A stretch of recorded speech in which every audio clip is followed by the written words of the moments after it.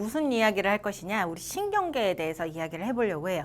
자, 명령을 내리는 중추인 이 뇌부터 시작을 해서 우리 다음 시간 뭐 이렇게 지나가면서 이제 점점점 신경이 우리 전체 몸에 어떻게 펼쳐지는지 퍼지는지 이야기를 해보도록 하겠습니다. 그래서 오늘은 여러분들과 함께 명령의 중추인 중추신경계를 이야기를 한번 해보려고 해요. 자, 중추신경계요. 두 가지로 나눌 수가 있어요. 크게는 뇌, 우리가 생각하는 이 머리에 있는 뇌, 그 다음 척수라고 해서 척추뼈가 있죠. 이 등줄기에 척추뼈가 있는데 그 안에 들어가 있는 뇌의 부분, 척수라고 얘기하는 그 부분까지 이제 뇌와 척수를 이야기해서 얘네들을 모두 다 중추신경계, 명령을 내리는 곳이다 라고 이야기를 하는 겁니다. 자, 그럼 뇌부터 어떤 기능을 하고 어떻게 생겼는지 이런 이야기들을 한번 쭉 이어가 보도록 할게요. 자, 뇌는요, 여러분들 책에 있는 그림처럼 이렇게 생겼어요. 우리가 가장 쉽게 기억하는, 쉽게 알고 있는 대뇌뿐만 아니라 그 아래 대뇌의 동생격인 소뇌도 존재하고 또 다른 여러 가지 일들을 하는 다른 뇌들이 존재합니다. 뭐 간뇌라든가 중간뇌라든가 연수라든가 중요한 부분들이 이렇게 존재하죠. 오늘의 포인트는 이 모습들을 보고 어디가 이 부분인지, 각각의 뇌의 부분인지, 그리고 그 부분에서 어떤 역할들을 하는지 이런 것들을 맞추는 것이 여러분들의 포인트다라고 얘기를 해줄 수가 있어요. 자, 일단은 뇌 중에서 가장 대표의 중추적인 역할을 하는 대뇌부터 이야기를 해보려고 해요. 자, 대뇌는요, 그림에서도 보다시피 가장 커다랗게 생겼어요. 우리 머리의 전체 부분을 차지하고 있을 정도로. 자, 여기 그림에서는 하나로 보이겠지만 여러분들 뭐 의학 드라마나 여러 가지 매체를 통해서 알고 있죠. 이 가운데를 갈라서 이제 양쪽으로 두 개의 반구가 존재합니다. 두 개의 똑같이 생긴 반구들, 이 뇌들이 존재하는 게 바로 대뇌이다라고 볼 수가 있고요. 그림에서도 짜글짜글한 표면의 주름들이 보이고 있어요. 이 많은 주름들을 가지고 있는 게 바로 대뇌. 두 개의 반구에다가 표면에 많은 주름을 가지고 있다.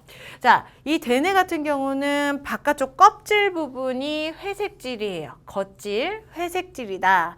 이 회색질인 이유가 왜 그러냐면 신경계를 이루는 이제 뉴런이라고 하는 세포가 있는데 그 뉴런 중에서 가장 중추적인 역할을 하는 신경세포체가 회색질, 겉질에 존재하기 때문이다라고 볼 수 있습니다. 대뇌의 전체 중에서 알맹이부터 해서 표면, 껍데기까지 했을 때 이 표면 부분에서 겉질 부분에서 대뇌의 대부분 일들을 하고 이 안쪽에서는 많은 일들을 하지 않는다라고 생각해줘도 무방할 정도. 자, 안쪽은요, 속질이라고 하면서 백색질로 이루어져 있다라고 하죠. 얘 같은 경우는 이제 뉴런의 중간 몸통 부분인 이제 축삭돌기가 여기에 속해 있기 때문이다라고 볼 수 있어요. 그럼 여러분들은 무엇을 기억하면 되느냐? 아, 중요한 부분인 대뇌에서는 겉질이 회색질이다. 여기에서 대부분의 일들을 한다라고 기억을 하시면 될 것 같아요. 자, 겉질은 다시 감각령, 연합령, 운동령으로 구분이 됩니다. 여기 그림에서는 여기 나와 있네요. 자, 연합령도 있고요. 그 다음에 감각령, 그 다음에 우리 운동령까지 나와 있어요. 자, 감각령 같은 경우는 감각을 받아들이는, 인식하는 그런 그 부분을 감각령이라고 하고, 그 다음에 운동령 같은 경우는 운동을 이제 명령해서 수위 운동을 일으키는 부분을 운동령이라고 하죠. 그럼 연합령은 뭐야? 이 감각령과 운동령을 서로 연결시켜서 중추적인, 우리 생명활동의 중추적인 역할을 하는 부분을 연합령이다라고 얘기를 하는 거예요. 감각령으로부터 온 정보를 종합하고 분석해서 명령을 운동령으로 전달하는 것. 그래서 여기에서는 주로 언어라던가 사고가 이제 꽝 하고 부딪히는 사고가 아니라 생각하는 사고라던가 아니면 판단이라던가 등등등 이런 정신활동의 대부분의 일들을 이 연합령에서 한다라고 보면 되는 거죠. 자, 감각령, 연합령, 운동령까지 나눠봤고요. 또 하나 다시 위치에 따라서도 각각 대뇌가 하는 역할들이 좀 달라요. 이제 두정엽, 축두엽 뭐 이렇게 여러 부분들로 나누게 되는데 내가 말할 때나 아니면 생각할 때나 볼 때나 모두 다 대뇌의 부분에서 사용을 할 건데 그 사용되는 부분들이 각각 분업화되어 있다는 거죠.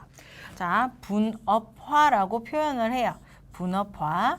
자, 내가 생각을 하는 부분, 말하는 부분은 요 부분, 여기 부분이 이제 주로 활성화되면서 이제 내가 말을 할 때에 뇌의 이 부분을 사용한다라고 볼 수가 있고요. 그 다음에 뭐 본다 그랬을 때 이 부분 시각 후두엽에서 주로 활성화되어서 대뇌가 활성화되어서 이제 볼 수 있는 시각을 존재한다. 내가 볼 수 있게 판단을 한다. 이런 것들을 알 수가 있다는 거죠.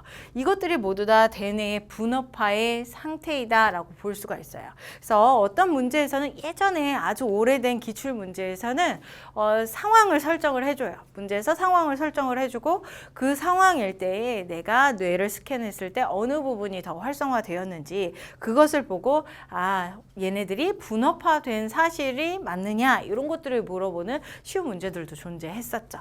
자, 분업화된다는 것들 기억해 주시면 좋을 것 같습니다. 자, 대뇌는요 이렇게 겉질에서 분업화되어서 대부분의 일들을 하는데 그 일들이 무엇이냐면 정신활동이요. 전체적인 이런 정신활동을 하고요. 그 다음 또 하나 운동량도 존재하죠. 명령을 내려가지고 수의 운동을 하게 됩니다. 수의 운동은 뭐냐면 내가 의지를 가지고 의식적인 행동을 하는 것을 수의 운동이라고 얘기를 해요. 수의 운동의 반대말이 불수의 운동이죠. 불수의 운동 같은 경우는 내가 생각하고 명령하지 않아도 저절로 하는 운동. 그것이 대표적인 게 심장 운동 같은 거예요. 심장 같은 경우는 혼자서 저절로 뛰고 있죠. 대뇌에서 명령을 내려서 심장아 뛰지 마! 이런다고 해서 심장이 뛰지 않는 그런 상황은 아니라고요. 자, 불수의 운동은 내장근에서 주로 일어나고요. 그다음에 수의 운동을 하는 이런 골격근의 대표적인 운동들은 다 대부분 대뇌에서 명령을 내리게 된다. 이런 것들을 기억하시면 될 것 같습니다.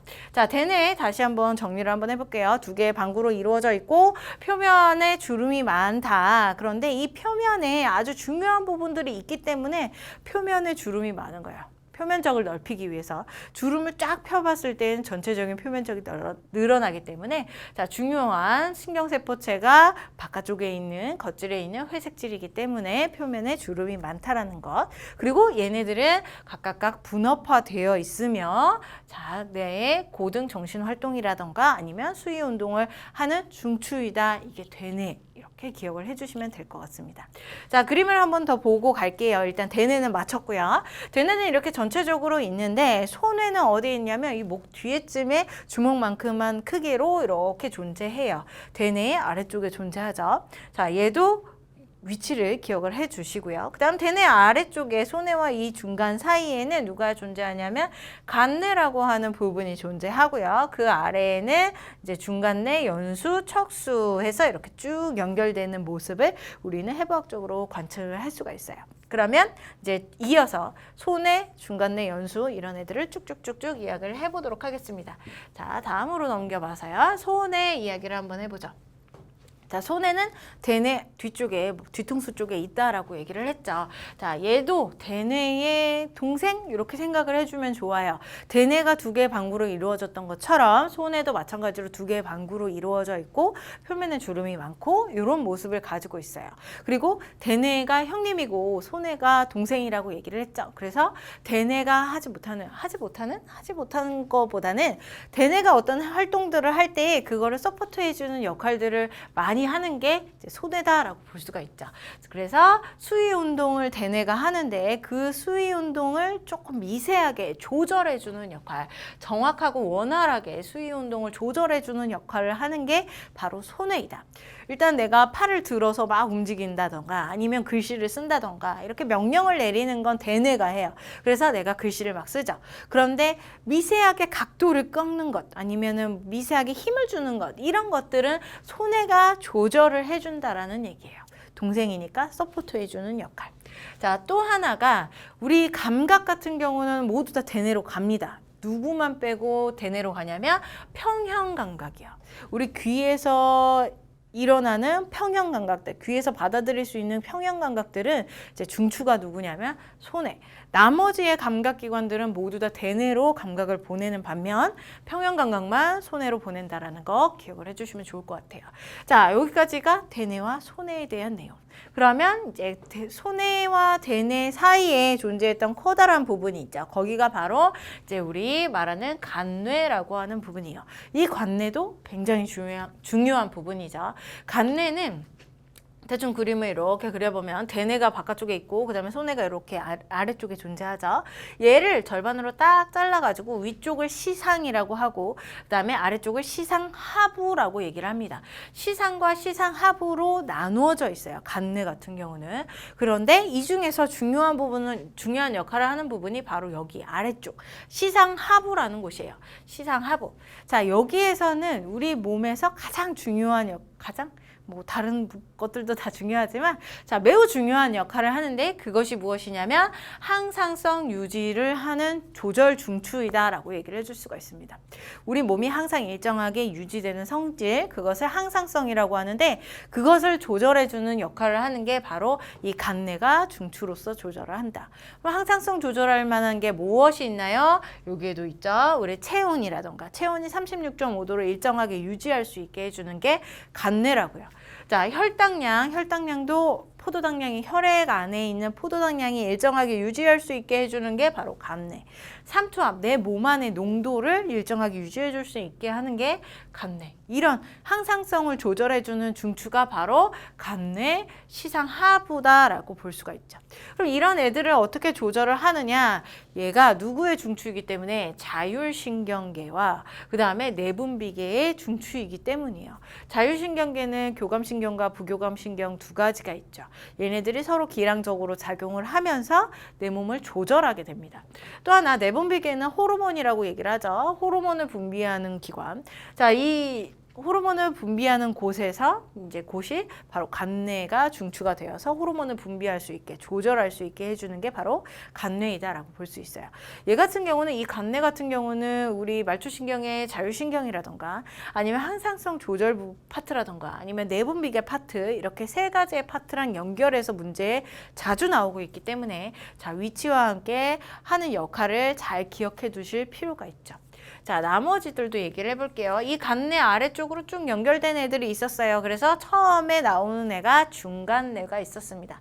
자, 이 중간뇌 같은 경우는 하는 역할이 뭐냐면 소뇌랑 함께 몸의 평형을 유지해주는 역할. 소뇌가 중추적인 평형 역할을 한다면 이제 미세하게 조절을 도와주는 역할이다라고 볼 수가 있고요. 더 중요한 건 누구냐면 눈이요. 중간뇌는 눈이랑 연결되어 있다 이렇게 생각을 해주면 좋아요. 안구 운동, 눈을 돌린다던가 아니면 동공의 반사라던가 여러 가지 눈에서 일어나는 현상들이 다 중간뇌가 중추로서 역할을 하기 때문이다 라고 볼 수가 있죠. 그리고 동공의 크기 조절, 눈의 조절을 여기에서 한다. 또 하나 이제 반사 운동도 동공 반사라던가 안구에서 눈에서 일어나는 반사 행동들은 이제 중간뇌가 중추이다라는 거 알아두시면 좋아요. 다음 중간뇌 아래쪽에는 뇌교라고 있는데 그 뇌교 같은 경우는 소뇌랑 대뇌 사이에 메시지를 주고받는 걸 연결해주는 역할을 하는 애가 뇌교이고요. 그 더 아래쪽을 이제 연수라고 합니다. 자, 이 연수 같은 경우는 하는 역할이 뭐냐면 몸 아래에서부터 올라와서 대뇌로 혹은 위쪽으로 올라가는 신경을 교차해주는 역할을 해요. 전체에서 교차해주는 역할을 한다. 신경교차. 대부분의 신경들이 이 연수에서 교차를 해요. 여러분들 들어봤을 거예요. 오른쪽이 발달한 사람은 오른편이 발달한 사람은 이제 왼쪽 뇌가 발달을 했고 그다음에 왼편이 발달한 사람은 오른쪽 뇌가 발달을 했다. 이런 얘기를 들어본 적이 있을 거예요. 그것은 연수에서 신경이 교차하기 때문이다. 대뇌 좌뇌에서 이제 명령을 내리게 되면 우측의 몸에 연결을 해서 쭉 명령을 해서 생활할 수 있게 활동할 수 있게 해주는 역할을 하는 게 바로 이제 교차의 능력이 있는 연수의 역할이다라는 거죠.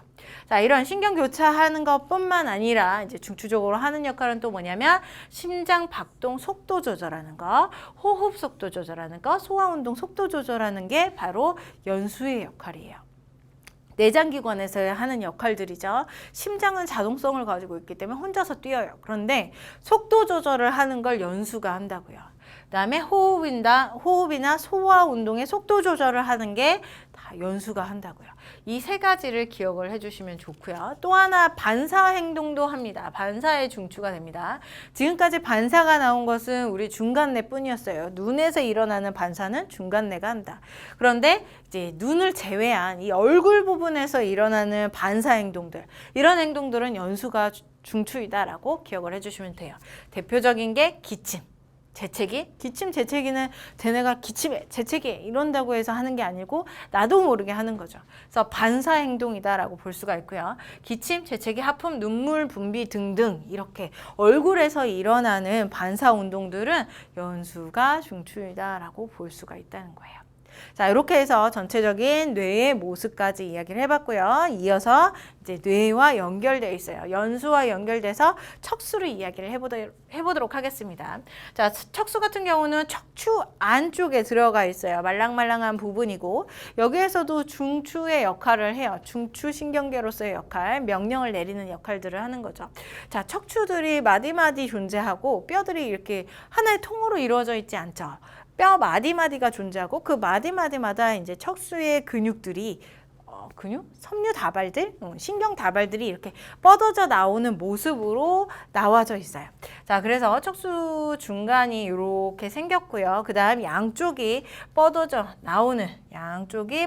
나오는 모습을 갖고 있다.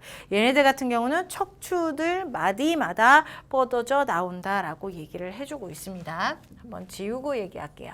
자, 이런 전체적인 모습을 가지고 있는데, 자, 얘는 대뇌랑 비교했을 때 대뇌는 표면이 회색질이라고 했어요. 표면에서 대부분의 일들을 한다. 안쪽 같은 경우는 축작돌기로 이루어져 있기 때문에 대뇌 안쪽에서는 별 일이 없어요. 이런 사건들도 있죠. 뭐 커다란 뭐가 흉기 같은 게 딱 박혔어요. 머리에 박혔어요. 그런데 표면에서는 그것을 손상으로 데미지로 인식을 하지만 그 안쪽에 대뇌의 더 안쪽에서는 축삭돌기만 존재하기 때문에 그 손상의 정도는 이제 크게 데미지를 입지 않는다라고 얘기를 해요. 그런 사건들이 있었대요. 그런데 척수 같은 경우는 대뇌와 반대예요. 지금 봤을 때 그림에서 안쪽의 모습이 조금 더 진하게 색칠되어 있죠. 이 안쪽에 중요한 신경세포체가 존재하기 때문입니다. 신경세포체가 안쪽에 존재해서 안쪽이 속질이 회색질임을 알 수가 있고요. 대뇌와 반대. 자, 그리고 이 안쪽에서 주로 연합뉴런의 신경세포체들이 여기에 존재해요. 연합뉴런. 자, 그리고 얘도 중추이기 때문에 감각, 연합, 운동이 서로 결합되어서 이제 이 중추를 지나게 되는데, 자, 감각뉴런 같은 경우는 어디로 들어오게 되냐면 척수의 이 등 쪽, 우리 사람의 등 쪽으로 들어오게 돼요. 후근이라고 하는데 후근 쪽으로 감각 뉴런들이 쭉 들어오게 되는 거죠. 여기도 마찬가지로 후근 쪽으로 들어와요. 등 쪽으로 해서 감각이 척수 안쪽으로 들어온다는 얘기예요. 그러면 이 척수 중간에 연합 뉴런이 있어서 이 연합 뉴런이 이 정보를 감각의 정보를 받아들이고 이제 대뇌로 보낸다던가 아니면 내가 반사 행동을 하기 위해서는 이제 운동 뉴런으로 보내줘야 되겠죠. 명령을 보내줘야 되겠죠. 그런 명령을 보내주는 건 이제 배 쪽으로 빠져나가요.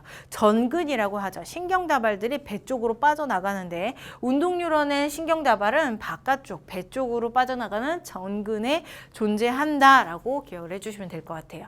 자, 척수에서 일어나는 반응들은 감각, 연합, 운동의 순서대로 일어날 건데 그 방향이 후근으로 들어와서 등에서 들어온다는 얘기죠. 등 쪽으로 들어와서 척수 안쪽에서 명령을 내리고 그 다음 배 쪽으로 나가는 우리 전근으로 나가는 그런 방향으로 존재한다라는 거예요.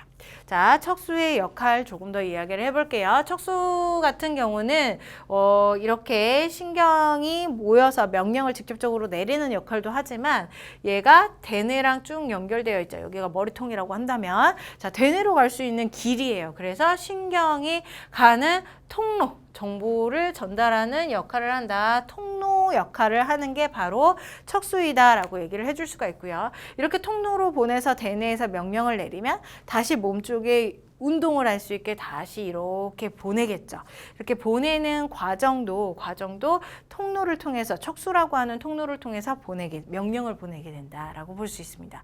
자, 이것뿐만 아니라 척수에서도 반사 행동들이 일어나게 돼요. 이때에는 대뇌로 신경을 보내지 않고 감각이나 아니면 명령을 보내지 않고 이제 척수에서 전체적으로 끝내버리게 되는데 땀 분비라던가 도피 반사라던가 무릎 반사, 배번, 배뇨 반사 이런 것들이 이제 몸통에서 일어나는 반사 행동들이죠. 이런 반사 행동들은 척수에서 중추가 되어서 대뇌의 명령을 받지 않고 바로 척수가 명령을 그대로 내려서 빠르게 반응하는 역할들을 하는 게 바로 요 반사 행동이다라고 볼 수가 있습니다. 자, 척수까지 얘기를 해봤어요. 척수는 일단 신경의 통로이고, 그 다음에 두 번째 이 반사 행동들, 반사의 중추의 역할을 한다라고 얘기를 했고요.